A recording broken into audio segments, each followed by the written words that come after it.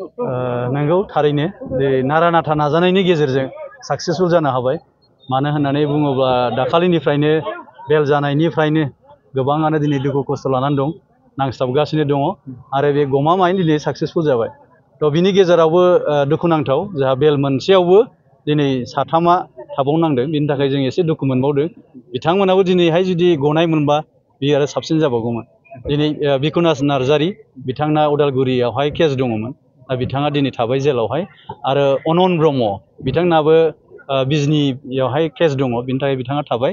आरो एनन बरगयारी बिथांनाबो दङ, बिनिखायनो बिथांनाबो जादिया दिनै। जिहेतु बिथांमोना बेल मोनबाय, दा एरियानि फिसा फिसा मोनसे दङ केस, दा बेखौ थाबैनो बेखौ बेल लानानै थाबैनो बिथांमोनाबो गगोन। दा जाय बिथांमोना दिनै बेल मोननानै गबाय बिथांमोनखौ जों साबायखर बावदों आरो बिथांमोना जेन न'खर संसार मोजां जाहैनो हायो।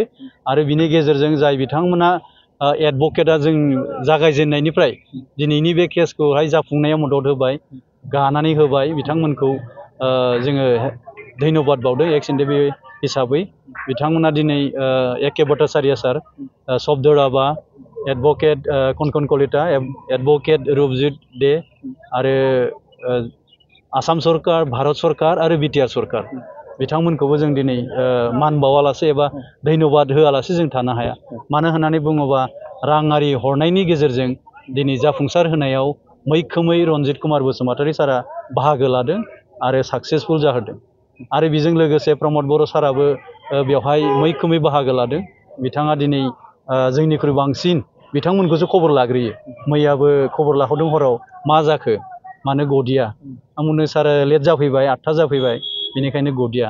अब्ला मानसिफोरा बहा थादों, बहा मा खालामदों? जेरैखि जाया बिसोरखौहाय हटेलफोराव शिफ्ट खालामनानै दोन होननानै। थिग बेबायदिनो सारा गोबां हेफाजाब मदद हरदों, बिथांमोनखौ दोननाय जाबाय मैया।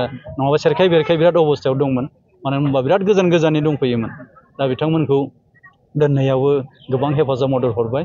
लोगोसे आसाम सरकारनि जोंहा मानगोनां CM हेमन्त बिश्व शर्मा सारखौबो जोङो मान बावनांगोन। बिथाङाबो बेवहाय स्टेटनिफ्राय सेन्ट्रेलनिफ्राय लाबोनानै जिल्ला आरो इसेबां थाब बेल मोनहोनाया बियो जोंनि थाखाय जोबोद खाफाल मोजां होननानै जों सानना लानांगोन। दिनै बेल मोननाय, जिहेतु NIA केसनिफ्राय बेल मोननो हाबाय, बे बिटिआर एकर्डनिफ्राय जिहेतु जानो हाबाय, मा बुङो?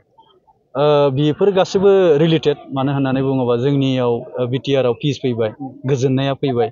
दिनै बे पिस एकर्डनि गेजेरजोंनो जोङो मोनसे गथा मोनाब्लाबो जिहेतु जोंहा क्लसआव थाखानाय हिसाबै दा गोजोन गोरोबथाखौ लोब्बा लानानैनो बिथांमोनखौ जेल सिङाव दोनबाय थानाया बेयो खुनु जुक्तिनि खोथा नङा। बिथांमोनखौ लासै लासैनो बाहेरायाव लाबोनाया, उदां अख्राङाव लाबोनाया बियो गासैनिबो कर्तब्यखा।